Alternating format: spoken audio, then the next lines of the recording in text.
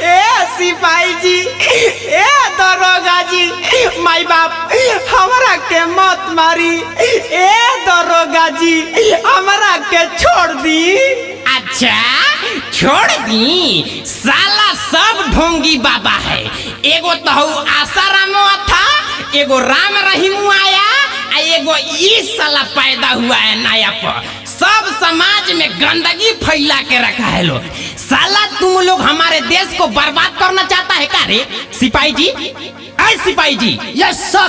का महाराज है पकड़िए साला ढोंगिया बाबा को भाग रहा है।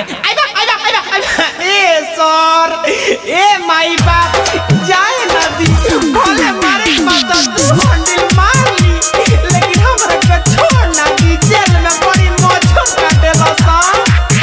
हर लोग के भलाई सुबह शाम होखेला, खाली लोग के भलाई सुबह शाम होखेला। हमरा मठिया में घोटिया न काम होखेला, हमरा मठिया में घोटिया न काम होखेला। घटिया काम ना होला। अरे और लड़की कौन है रे? पकड़िए तो सिपाही जी। ए सर तू हमार चेली लिया। आप सुन रहे हैं अमित पटेल की आवाज में। लोगे खाती जिए निया, लोगे खाती मरे नी, लोगे के भलाई खाती झाड़ फूक करे नी। हे दरोगा जी, लोगे खाती जिए निया, लोगे खाती मरे नी, लोगे के भलाई खाती झाड़ फूक करे नी। हमारे दवाई से आराम होखेला, हमारे दवाई से आराम होखेला।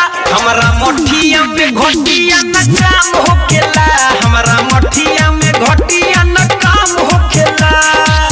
दादा ए सिपाही जी छोड़ दी ना। साला तुम्हारा कोई भरोसा है रे? कोई को तुम रेप किया है पहले सही सही बताओ। हाय बाप रे। ए सर हम साधु संत आदमी होई, वैसन कुकर्म काम नहीं कर सकते महाराज।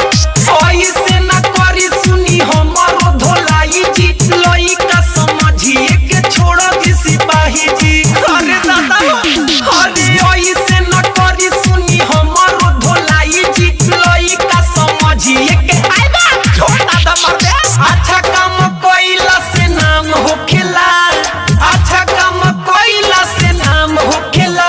हमरा मठिया में घोटिया न काम होखेला, हमरा मठिया में घोटिया न काम होखेला। हर लोग के भलाई सुबह शाम होखेला, खाली लोग के भलाई सुबह शाम होखेला। हमरा मठिया में घोटिया न काम होखेला, हमरा मठिया